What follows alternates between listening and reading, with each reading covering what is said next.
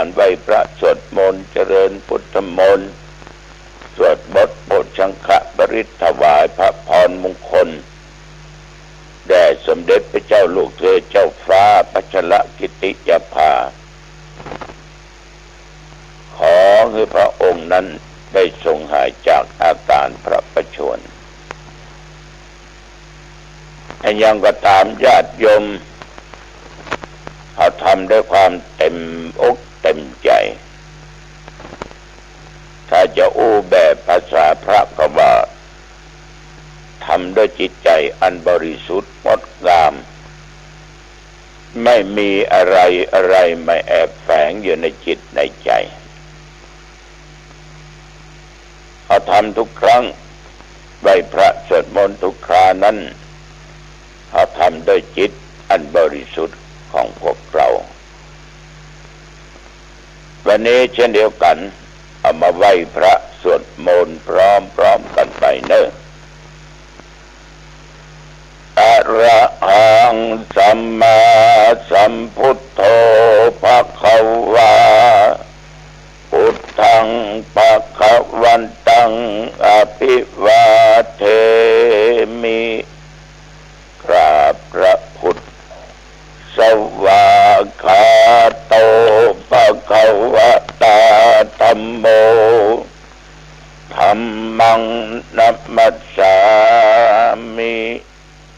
กราบพระธรรม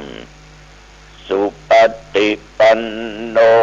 ภควโตสาวกสังโฆสังฆังนะมามิกราบพระสงฆ์นะโมตัสสะภะคะวะโตอะระหะโตสัมมาสัมพุทธัสสะนะโมตัสสะภะคะวะโตอะระหะโตสัมมาสัมพุทธัสสะนะโมตัสสะภะคะวะโตอะระหะโตสัมมาสัมพุทธัสสะพุทธังสรณังคัจฉามิธัมมังสรณังคัจฉามิสังฆังสร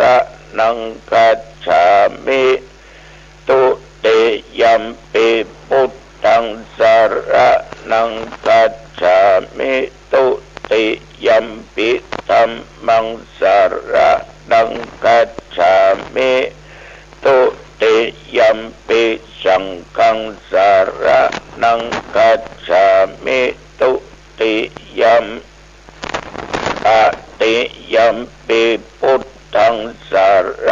ณังคัจฉามิตติยัมปิธัมมังสรณังคัจฉามิตติยัมปิสังฆังสรณังคัจฉามิยะโตหังภะเกเนอะริยายะชาติยาชาโตนาภิชานามิสัญญิจาปานังชีวิตาโบโลเปตาเตนะสัจเจนะโสทิเตโอตุโสทิขัพพัสสะโพชังโคสติสังฆาโตธัมมานังวิจโยตถาวิริยัมปิติปัสสติโพชังคาจะตถาปะเรสมาตุเบกาโพชังคาสัตเตเตสัพพทัสสินามุนินาสัมมาทัคคาตาภาวิตาภาอุลิกตาสังวัตตันติอภิญญายะนิพพานายะจะโพธิยาเอเตนะสัจจวัชเชนะโสทิเตโอตุสัพพทา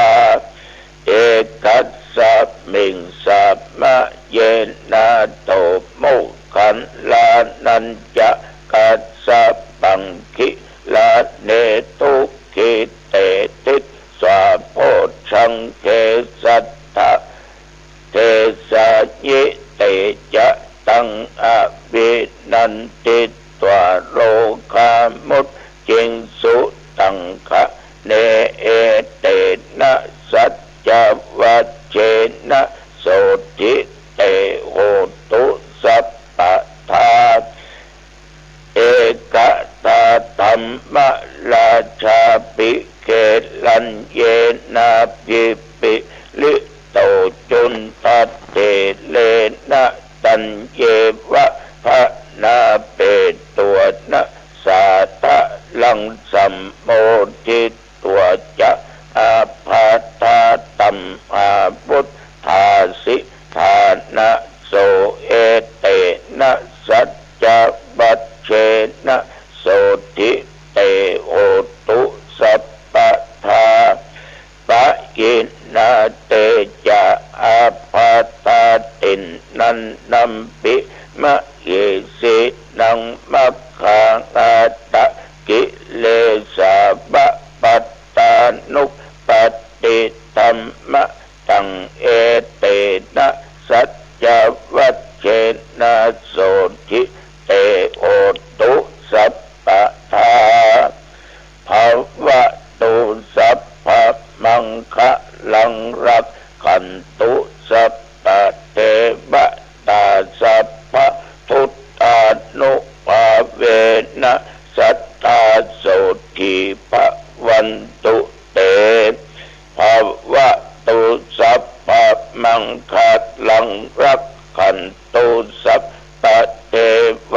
ตาสัพพะธัมมานุภาเวนะสัทธาโสติภวันตุเตภวะตุสัพพะมังคะลังรักขันตุสัพพะเทวตาสัพพะสังฆานุภาเวนะสัทธาโสติภวันตุเตวันเดือนปีที่ผ่านไปคล้ายเหมือนกับความฝันชีวิตพันหมดไปน่าใจหายมวลญาติมิตรเงินทองของมากมายต้องมาลายจากกันเหมือนฝันพ่อแม่พี่น้องญาติโยมกรมอุตุเป็นแจ้งเป็นบอกว่าตั้งแต่เมื่อตะวันวามาจนถึงปัจจุบันเดี๋ยวนี้แถวบริเวณวัดหนองตองและใกล้เคียงตะวันนี้หันแสงแดดแล้วก็ท้องฟ้าจะมีเมฆเป็นส่วนมากตกเวลาค่ำมาเกือบจะทุ่มฟ้ามันห้องกรึ้งกระลึงบุญได้ยินเสียงห้องตะวันตกตะวันออกฟ้าห้องดังขนาดตะวันคำเดียวก็มีลมฝนก็ตกลงมาแต่ก็ตกเบาๆมากตั้งแต่เวลา7 โมงบ่ายเกือบถึง8 โมงหรือ2 ทุ่มก็มีฝนตกนอกแผ่นดินจุ่มเนี่ยแต่ที่อื่นจะตกหรือไม่หรือบัดตกนั่นตัวเจ้าก็บ่สามารถที่จะรู้ได้แล้ววันนี้ขณะนี้อุณหภูมิ22 องศาก็ออกไม่ออกญาติโยมท่านผู้ฟังฝนตกบ่ค่อยไม่ไหมเนาะก็มันบ่ตกนักมันมีนักมันก็เลยตกบ่ค่อยใบไม้ถ้าโอ้ตามภาษาใบไม้ ไม้บางชนิดบางต้นใบมันหนาปึกเอาไปอยู่ปืนเกาไม้แงนหน้าขึ้นข้างบนมันจะบังหันท้องฟ้าไม่สามารถทะลุไปได้เพราะใบมันแน่นหนาถ้าขึ้นอยู่ตรงบนส่องมาตรงลุ่มก็บังหันแผ่นดินเพราะว่าใบมันหนาไม้บางชนิดนั้นใบมันห่างบลังข้างเข่งอยู่ตรงลุ่มพ่อพดไปบนฟ้าอยู่ตรงบนพ่อพดไปตรงลุ่มแผ่นดินเพื่อนก็มาเปรียบเปรยกันว่าฝนตกบ่ค่อยใบไม้ก็เหมือนกับผู้หลักผู้ใหญ่หรือพ่อแม่หรือหัวหน้าคนงานก็ตามยังก็ตามมีของมาแจกมาจ่ายบังเอิญนั่งรถมาไปแวะตลาดซื้อส้มเขียวหวานมากิโล2 กิโลก็ตั้งใจจะมาแจกลูกน้องน่ะเนาะมาถึงก็เก็บไปกินในห้องแล้วก็แจกไปอันไผ่ก็แจกอันหมูที่ได้ก็แกะกินแล้วก็จะมีคนมาได้อีกนักเพราะไปอยู่ที่นั่นบางทีก็แจกบะกุ้มบะปอก็เรียกว่าคนนั้นได้คนนี้บ่ได้เนี่ยคือฝนตกมันบ่ค่อยใบไม้แม้แต่ครอบครัวพ่อก็ดีแม่ก็ตามไปหั่นไปนี่ขากลับมาซื้อของฝากเจ้าก็คือคนโตอย่าเจ้าก็คือคนเล็กอย่าเจ้าก็คือคนกลางคนเนี่ยฝนก็ตกบ่ค่อยใบไม้ถ้าอยู่ด้วยกันบ่เข้าใจก็จะเกิดความน้อยอกมองใจขึ้นว่าพ่อก็ดีแม่ก็ดีหัวหน้าก็ดีมีอคติมีความลำเอียงนักว่าเท่ากันเนี่ยฉะนั้นศรัทธาสาธุชนญาติโยมพระเจ้าก็จึงขอฝากไว้ชีวิตของคนเราเนี่ยปีวันเดือนยามในญาติโยมนั่นก็ผ่านไปเว้ยนะจ๊ะผ่านไปเว้ยมาถึงปัจจุบันพอมีแต่ว่าแล้วอ่ะ เมื่อตะวานี้เอามานึกถึงปัจจุบันคือวันพรุ่ง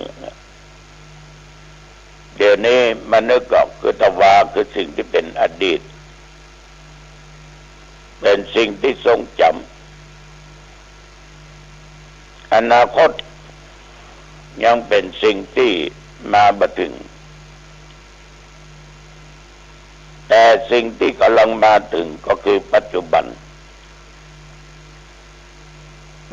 เนี่ยที่อาตมาภาพกำลังนั่งนั่งจ่าอยู่เนี่ย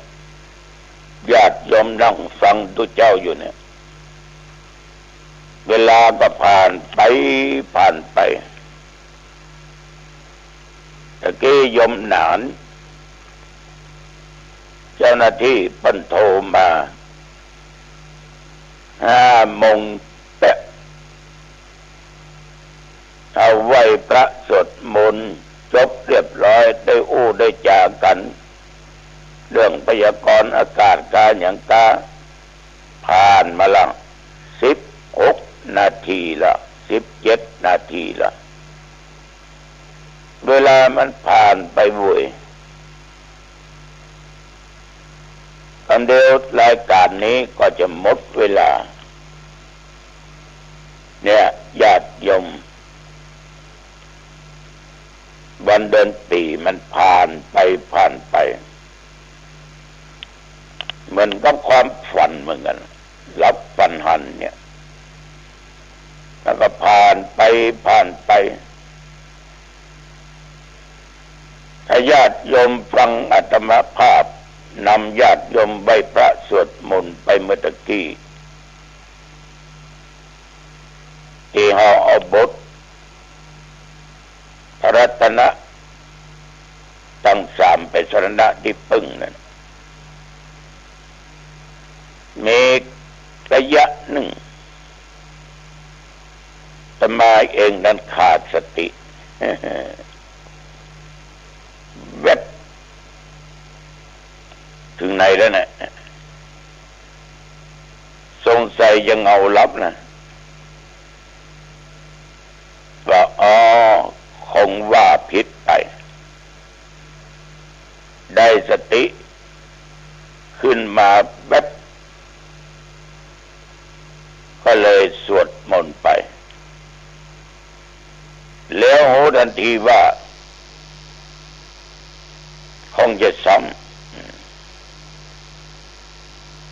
ฉะนั้นญาติโยมเวลาบางครั้ง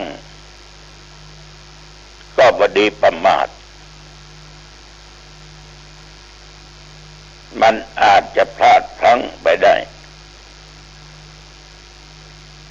มันเหมือนเอาฝันนะเนาะโอ้ยังประมาณถึงนี่แล้วเนี่ยยังเวยแตะเวยว่ายังจะไปนั่งอู้กันนึกอะเวลาเวยขนาดนักแต่กล้ากินเอาไงในปตวันจะตกหรือวะลูกแสดงว่ามันได้กินเขาตอนกล้ากินเอาไงแต่เจ้าเนี่ยตะวันไปจะตกไปได้วันละได้มันยิ่งไปติ๊กอายุสังขารเขาก็ผ่านไปหมดไปก็ไปก็น่าใจหายเหมือนกันนะน้องฉะนั้นอย่างวันเวลาผ่านไปโดยเปล่าเอามานึกถึงหมู่ญาติพี่น้องสิ่งของปัจจัยเงินทองที่เขาหามาไว้ญาติมิตรทั้งหลายพ่อแม่เขาผู้พี่น้องเขาก็จากเอาไปจัดนักจัดหลายทีนี้ตำบาพระพุทธเจ้าจึงอู้เล่นกันทีนี้หมู่เฮาใน70 ปลายเป็นนักเหนือเฮ้ยตัวเองก็70 ปลายแต่งมาอวดเปิ้นฟังว่าอันนี้ก็70 ปลายมันก็เกือบตายละเกือบไปละรอดมาละระวังเด้อ70 ปลายนี่นะญาติโยมที่หัวจักมักคนก็ไปจัดนักไปจัดหลายตนแม้แต่จะเป็นพระหัตถ์ชาวบ้านก็ไปจัดนักไปจัดหลายเช่นเดียวกันเกิดไปเกิดมาญาติโยมแม้แต่ปัจจัยเงินทองสิ่งของทรัพย์สินต่างๆได้มาออกไปเข้ามาออกไปเข้ามาออกไปก็มันของบ่มีควรนะเนาะก็พอถึงว่าเอาไว้จ่ายมันก็เลยจ่ายไปบางเตื้อก็บอกว่าจะจ่ายอย่างแต่ก็ยังจ่ายอยู่อย่างตะวาที่ผ่านมาเนี่ยบางคนก็จ่ายแบบคุ้มค่าบางคนก็หมดไปเลยเงินทองนะมันมาลายหายสิ้นไปฉะนั้นญาติโยมท่านผู้ฟังทั้งหลายชีวิตคนเฮาเนี่ยว่าเปิ้นว่าตัวมันต้องจากกันเหมือนฝันนะเนาะไอ้นอนเมื่อคืนนี้ฝันบ้างมีโยมมานั่งฟังว่าหันไม่ยิงใหญ่ๆคนหนึ่งร่างกายนะกำย มาจวนบอกว่าเก็บดอกไม้นั้นไปบูชาที่ศาลพระพรหมที่ไหนสักที่น่ะเป็นว่านะแล้วก็มงตองตุยเจ้าก็ลอดถ้ำไปก็ไปปะแต่ก่อนจะไปก็เก็บดอกไม้ไปเบิ่งก็มามาเล่าเป็นตุเป็นตะเหมือนกับว่าสิ่งที่หูที่หันมันเป็นความเป็นจริงแต่ความบ่เป็นจริงมันมักเป็นจริงก็มีฝันอย่างนั้นก็ได้หูได้หันละเนี่ยถ้าฝันนี้นะก็ไม่ออกญาติโยมบางครั้งเอาต้องการสิ่งใดสิ่งใดก็เหมือนฝันความฝันก็มาลายสิ้นไปก็มีอันนี้ก็จึงขอฝากกับญาติกับโยมเด้ออย่าประมาทในชีวิตเป็นเด็ดขาดต่อออก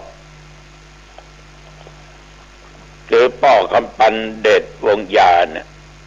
บ้านหลานตองตำบลห้วยทรายอำเภอสังกำแพงก็ได้มามาจามากินมาทานที่วัดพร้อมกับลูกกับหลาน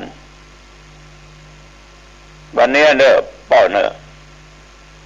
กินก็ตอนจะไปปะกันที่โดยซิวนะ ในงานข่าวดำแม่เสี่ยวตายก็แม่เสี่ยวตายตุเสี่ยวจะไปเทศตอนบ่ายวันเนี้ยนั่นก็เป็นแม่ของตุเจ้าตัวญาติโยมท่านผู้ฟังทั้งหลายเพิ่นก็มีชีวิตผ่านมาในที่สุดก็มาถึงที่ทุกคนจะลบจะหลีกจะหนีบ่พ้นนั่นคือความตายอายุอานามเต้าตุเจ้าหนองตองตนนี้แต่เปิ้นเข้าไปละเปิ้นก็ไปละเนี่ยชีวิตคนเรามันเป็นอย่างเนี้ยเอาละอย่างใดก็ตามญาติโยมก็ขอฝากไว้เนอะนำไปคิดพิจารณาอายุวันโนสุขังพลังก็พบกันใหม่ในโอกาสหน้าเจริญพร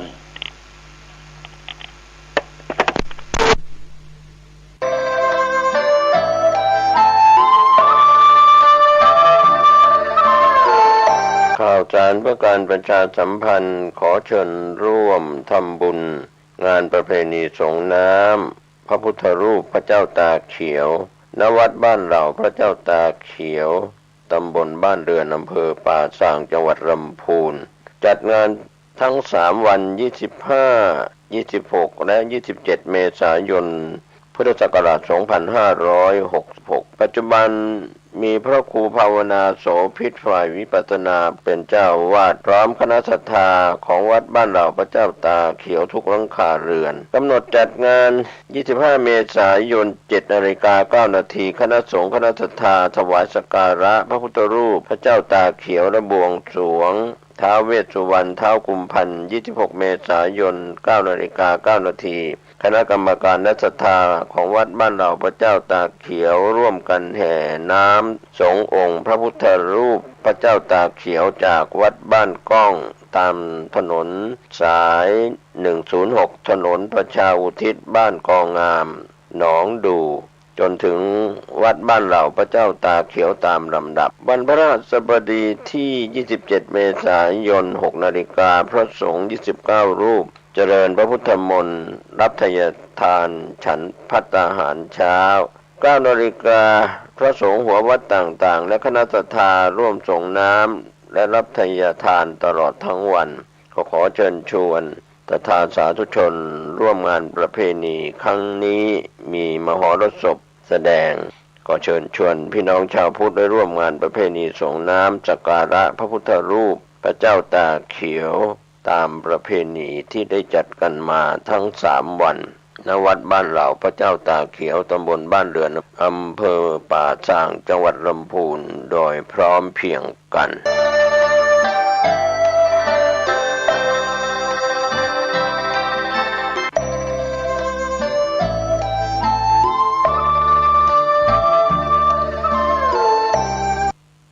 ประกาศข่าว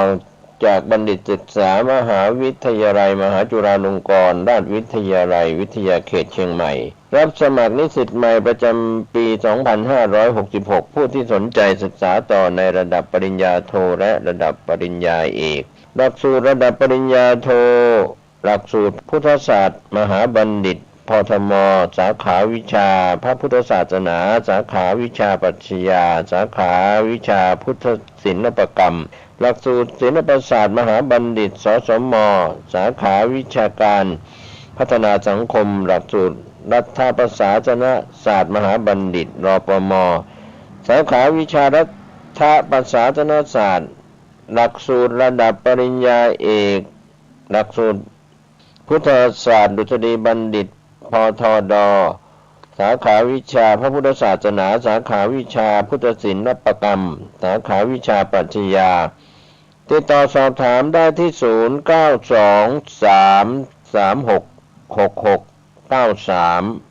ที่คุณบุญมี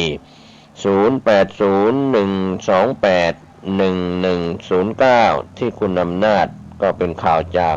บัณฑิตศึกษามจร.วิทยาเขตเชียงใหม่รับสมัครนิสิตใหม่ปริญญาโทและปริญญาเอกติดต่อสอบถามได้เพื่อสมัครนิสิตใหม่ประจำปี 2566